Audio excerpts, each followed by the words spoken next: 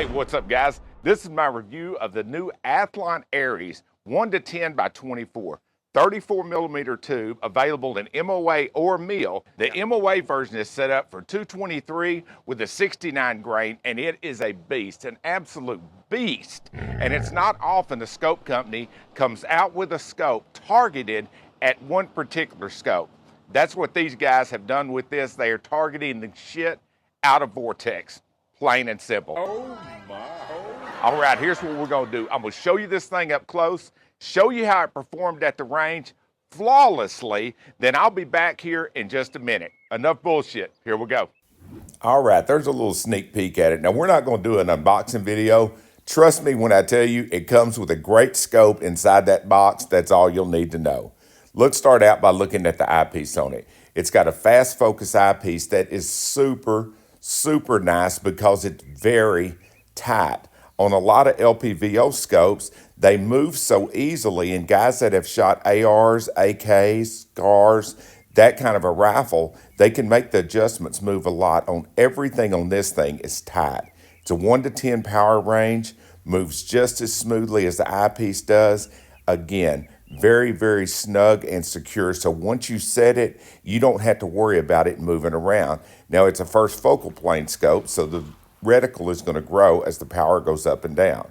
It's got a 6-step illumination with stops in between each one. And by the way, it is daylight bright. You'll see a little more of that later on when we look down range on it. I'm going to show it to you at 50 and 100 yards. Right here is where the cap is for the illumination. You'll see it's full of O-rings, seals up extra tight. 2032 battery. Put it back together, all you gotta do is screw it back down, and believe me when I tell you, the O-rings will definitely hold it in place. There's no parallax, it's locked at 100 yards. Quick look at the turrets. By the way, this is a mil-radian version. Now listen to this. Guys ask about turrets that are tactical. These are tactical. You can feel and hear them without any doubt. Push-pull lock, zero slop on it. Now on the side it has a cap turret, which is perfect. Both of them are easily reset without a tool. Again, you can definitely hear these damn things when you're turning them. They are just solid as a rock. A lot of precision scopes could learn a lot from the turrets that are on this thing. Now it doesn't take a tool. Any coin, the end of a shell, anything will open it up. Pull that little cap off. There you go, zero stop. You don't see any plastic either, do you? All metal. Solid ass construction. Once you reset to zero, put the cap back on, pull it up. Right back to rolling. All right, now you've seen it up close. Let's get this sucker in the fixture, look down range at 50 yards and 100 yards, and see how it performs. By the way, those rings are American Rifle Company rings. Guys ask me all the time. There's a look at it at 50 yards with illumination coming on and off. You can also get an idea of the clarity of the picture you're going to see through it. And there's the same thing at 100 yards. By the way, the little orange dots on the silhouette, not creepy in any way.